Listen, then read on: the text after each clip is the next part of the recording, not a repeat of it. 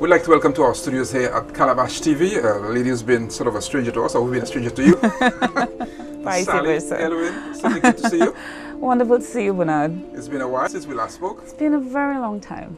Well, you know, you've been very prolific, doing quite a lot of work out there, and we have your video as well, which is Hallelujah, which is doing exceptionally well, and which is a very inspirational video. Yeah. Some levitation and a few other things happening in there as well. Some very much so. Uplifting things. Definitely. So what's been happening with you? What's been happening with me? I've been a little busy with a few things that I've wanted to work on for a long time, and I'm doing that now. So I've gotten the time to less time spent in the hotel, so more time on what I really wanted to do. So we'll ask you, how are you able to get more time? Because normally when we get older, we have less time. We have more time now, that's good. For women, it's the other way around. Oh, excellent, I understand that. All right, so I want to flash back because, I mean, we've kind of almost grown up in this business together. Yeah. Initially, at what point in growing up did you realize singing, I have a talent, and there's possibilities there for me? At 11.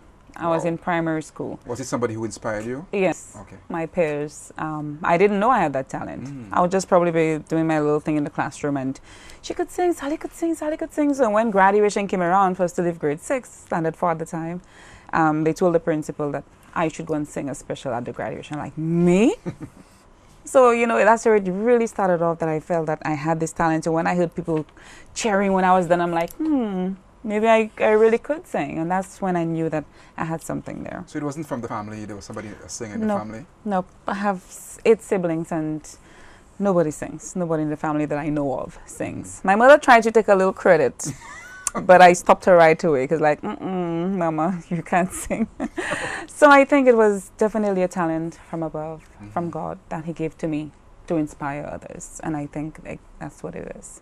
Okay, so at that time when you were, you know, in school and that you were being, you know, there were a lot of requests for you to perform at school functions and so on, were there a special type of music that you liked to do, or at that time did you know it? Did they just give you a song and you just did it? No, there was a special type of music I really liked. It was always a love song. Always, you see those 80s love songs? That was my thing. I would always be singing those songs. So I knew what genre I really wanted to stick to, even at that age. Yeah. And there was many a cappella at the time? It was mainly a cappella because back then we didn't have that sort of thing like YouTube where you have, you know, so I'll just sing along with tapes. Those, what they call them? Cassette tapes. I had a lot of them. I would go to my brother's room where he had those tapes and just sing along with Mariah Carey at the time, had just come out in 1992. So I would sing along with that a lot. So that's what it was. So do you remember your favorite song at the time? At the time, I sang at my graduation, Make It Real. That's the Jets, I think. That's the song that was really one of my favorites at the time. So tonight, it's been a year. We met each other here. It was that kind of music, that sort of, you know, music with feeling and love. So I have always had that. Give me one more chance to make it real. So you had a talent, but were you thinking even at that time of music as something that you would like to do? No, at all. I would just sing for fun, and I knew I loved singing, but it never occurred to me that this could be a career or something I could get into until I met KK.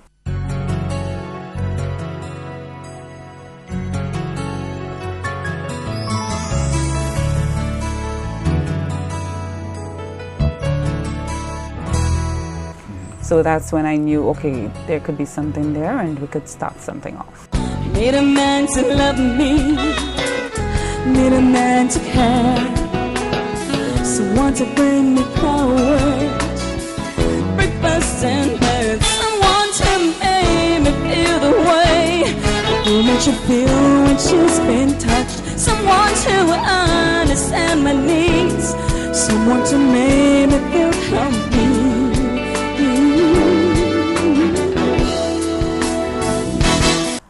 You mentioned KK. So did KK notice you or you noticed KK? How did this connection come about?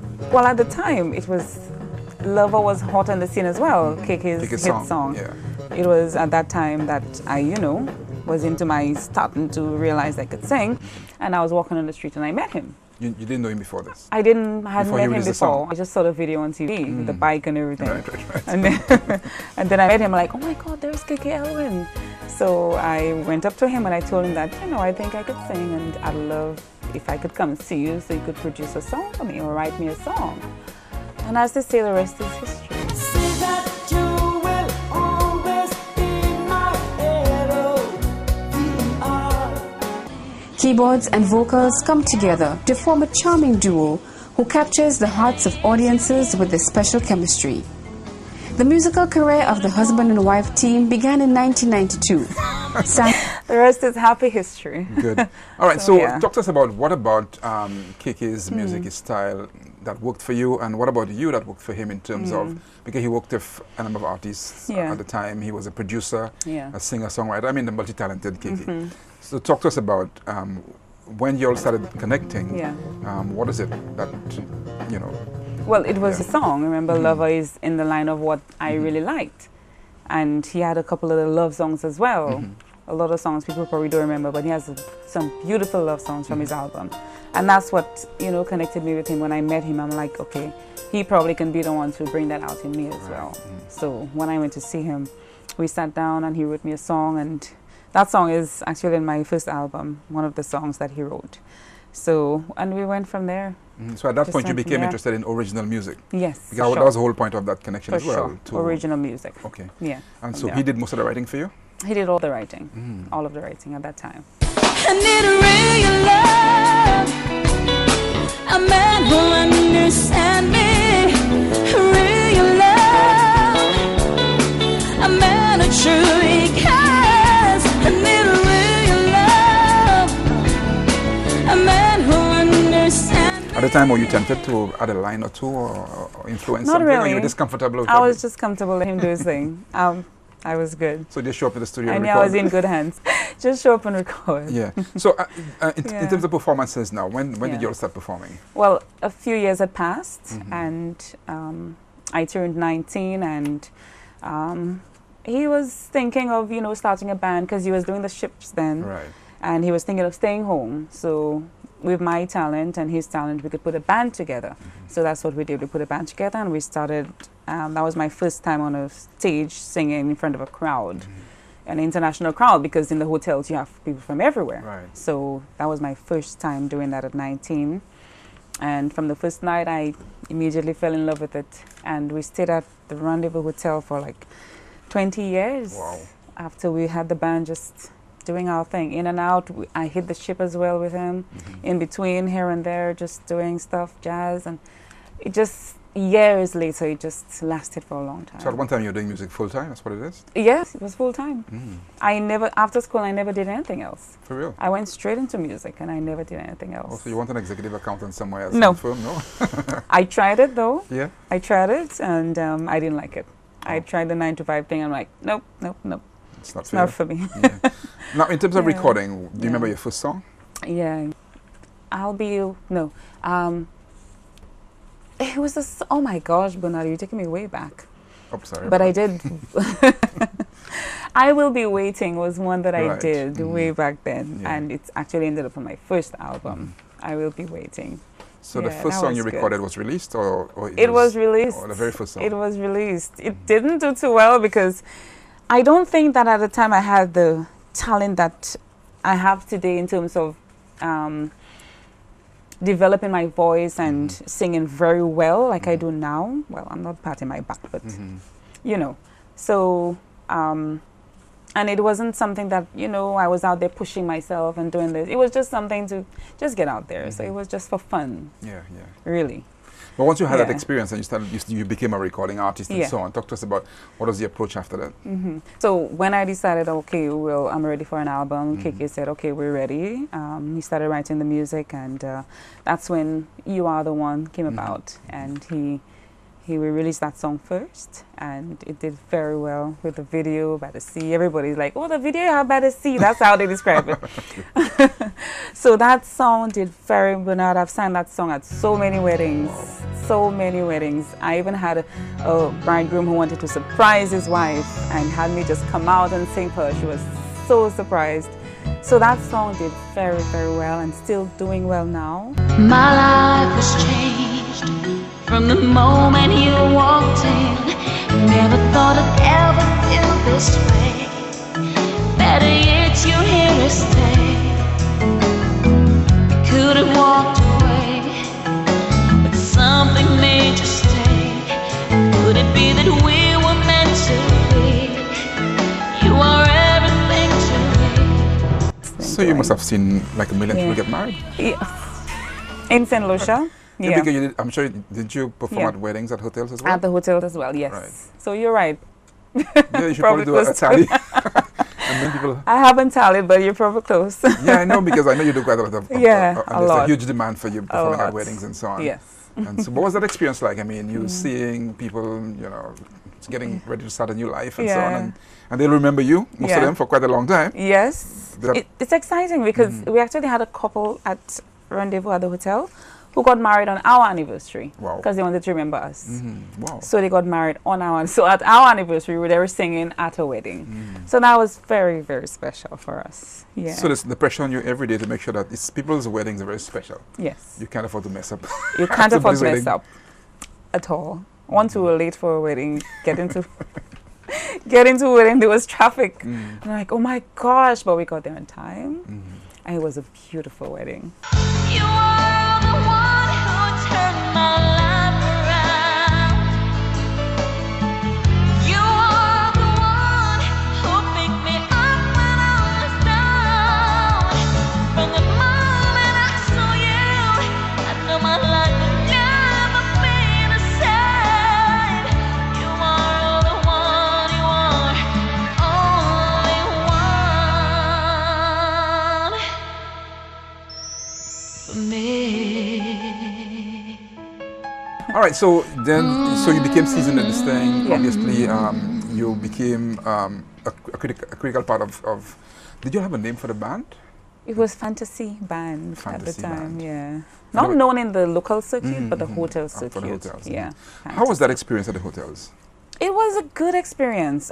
We were at Rendezvous full time because we were a resident band then. Right. So hardly any time for the other hotels, probably one or two in between. And we'd do the weddings, like you say, and when jazz came around, we'd do the gigs, but mainly at that one hotel, which was... I know it's a regular source in terms of income. It's also a regular source for exposure because you meet so many people and so on. Yeah. For you, what did it do for you personally as an artist? As an artist, I've always said that I've recommended that to other vocalists as well. I hope they take it from me. It's a time for you to practice your skill on that stage where, you know, sometimes you come to perform and there are only 5 people there, 2 people there, then you get 100. You know, that's the time for you to rehearse your craft and perfect it. Vocally, it did a lot for me because I would sing every night, and that's a time for you to really develop your talent. So that's what it really did for me, and I'm happy about that. And also take care of your voice. Because you can't afford to lose your voice as well, exactly. Yeah. In the beginning, Bernard, I was very, well, I didn't know. There are times I would go and sing, and maybe by the first 2 or 3 songs, I'd find my voice like, what is wrong? I'm feeling this thing, and it's hurting. And then I did my research and realized, okay, Sally, you have to warm up before you sing, and I didn't. I didn't know that, you know. So back then, all these things you learn along the way as you go along. You warm up before you sing, and you this and you that, and. So all these things were, you know, all these times were learning lessons for me.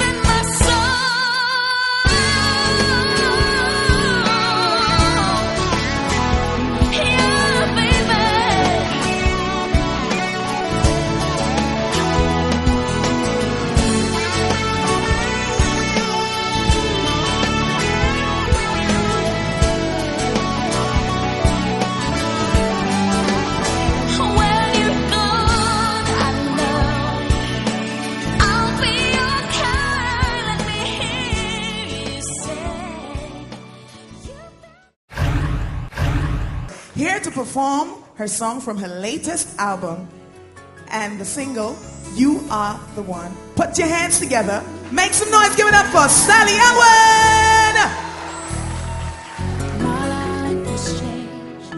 You've also taken part in competitions. You won one at Radio St. Lucia when I worked for a while. Oh, yes. And then you also participated in the regional competition as well. Tell us about competitions, because I know a lot of singers don't go in competition, but talk to us about your mindset, your approach to those competitions. Or do you remember them? I do. I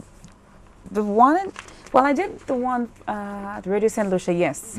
I think Barbara Jacobs was there as well with you, and there was a Christmas song contest. Right. Garfield Alexander as well was there, and he was very supportive at the time, I remember. And KK was like, yeah, well, you never know. So he wrote a song quickly, and we took part, and we won. Wow. Yeah, we won that. And I think after that, was it after that I went to Cuba? Yeah, the Cuba Festival, the Caribbean Song Festival, yes. Yeah, 1999. 99, yeah. To represent St. Lucia at the CBU Song Festival. And that was a huge achievement for you as well. It was. You know, my first time performing outside of St. Lucia. And KK came along as well, yeah. Okay. That was my first time, and let me tell you, the Cubans really enjoyed it, because I sang in Spanish, and then I started into English, so everybody's like, woo, she's the winner. So that was very exciting. So that was a deliberate strategy to include the Spanish in there? Yes, Ezra says she wrote that song. Oh, cool. It was not KK, so it was like a whole, you know, KK did the music, Ezra did this, and HDS, you know, so it was a whole collaboration of me going, and I came first runner-up at that time. Yeah, that's a big, massive achievement. And then you'll also won an Par Excellence, St. Lucie Par Excellence Awards as well, as a group? Yes, for the band Fantasy in the hotel. Right. So what they did, they came around, they went to all the hotels to see what was going on and what was happening in the local music industry, and, you know, in the hotels. And when they saw us performing, you know, they were really impressed and everything, and they had the show, and we came out winners. So when you were working on your first album, I know you said KK wrote all the songs for it. But in terms of the subject matter, did you discuss rather this theme as opposed to that? Or no. How was that? KK just came wholesale and said... He just wrote the songs. He just wrote the songs. And you were okay with all of it? And I was just singing. I was okay with it. Okay. I hardly had any say in terms of everything that he did or played. I was, you know, I like that. I like that. And I wouldn't question him. Right, nobody questions KK, yes. And the KK sometimes we knew as King Keyboard, he had mastered the keyboard. There you go. As well. So no, he's an exceptional musician, and so you don't question KK. Exactly, especially me being who I am, and that's KK Elwin. Right. Don't ask questions. And so, so your first album, what is it called? That was, I named it after me, Sally, self-titled. Right, Sally, self-titled. Yeah, Sally. That's why I was asking if whether you had a say in it. So, I mean, was it your decision to name it Sally? Or my decision. So you had to say something? My decision. Okay. For those things, the picture and these things. But for the music part, I let it all to him. Okay, cool. Yeah, that's also wondering. If it's called Sally, then somebody had to call it Sally. It had to be either you or KK. But, all right, that's pretty cool. And then you had a second one. Yes. Crazy for you. 2 years later, yes, I had another album. Because the first one did so well, and people were so, you know, in awe of what we did and how talented we are, and the reviews were just, you know, excellent. So we started working on the other album immediately, and so came You Are Crazy for You. Crazy for You, 2006. Yeah, 2006. And you've also performed, I think you mentioned it earlier, on jazz showcases as well. Yes. Talk to us about that, because that's our showcase musical expose. Yeah. What's it like preparing for a jazz festival? The pressure is on, for sure, because you know that there are international people all around, and the cameras are there, and people expecting to hear certain things, and you have to perfect everything, you know, because this is your craft, and if you say it's your craft, you have to come out and show this is what, you know. So it's a lot of pressure. Rehearsals are very tight, and you know, you just have to be your best at those festivals and make sure you don't get a cold. Or oh my God, I think that one was more stressful than the singing itself. Me not catching something. So you just have to be so careful, and just, you know, a vocalist has to be careful, unlike a musician. A drummer, whether he has a cold or not, he'll play. But with me, I have to take care of that. So. That's the main pressure that was on. Excellent. So, yeah. So you released a video, Hallelujah, recently. Now we know before that you had dabbled or experimented with gospel music. Yes. Talk us about that decision. The decision for the hallelujah part, I really wanted, especially when it comes to children and abuse. There was a lot going around that we have a lot of abuse in St. Lucia about children physically, mentally, sexually abused. And I'll just hear a lot of talk about it and not much action, and hear certain things in the air, you know, nothing's happening and what. So I thought I'll play my part and use my music to do it. Hallelujah, hallelujah, hallelujah, hallelujah.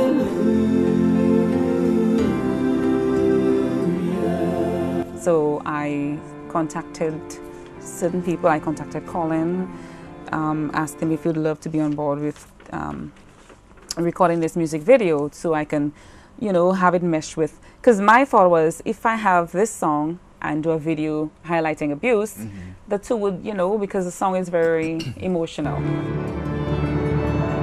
Maybe I've been here before. I know this room, I walk this floor.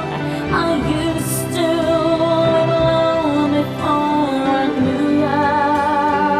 We contacted social services, human services. Mrs. Lewis was very on board with us, and UNICEF as well came on board when they heard what I was doing. That in itself worked out really well, and just hoping it sent a message out there that we need to stand up and say something when we see something happen with our little ones.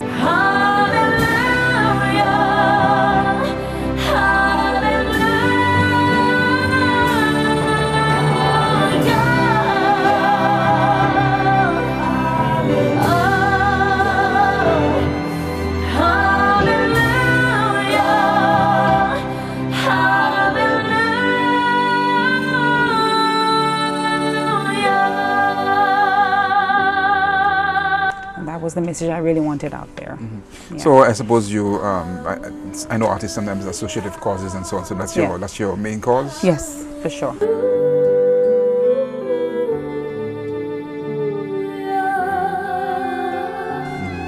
To stop, if we can, say something, see something, say something, do something with our children, especially when it comes to our children.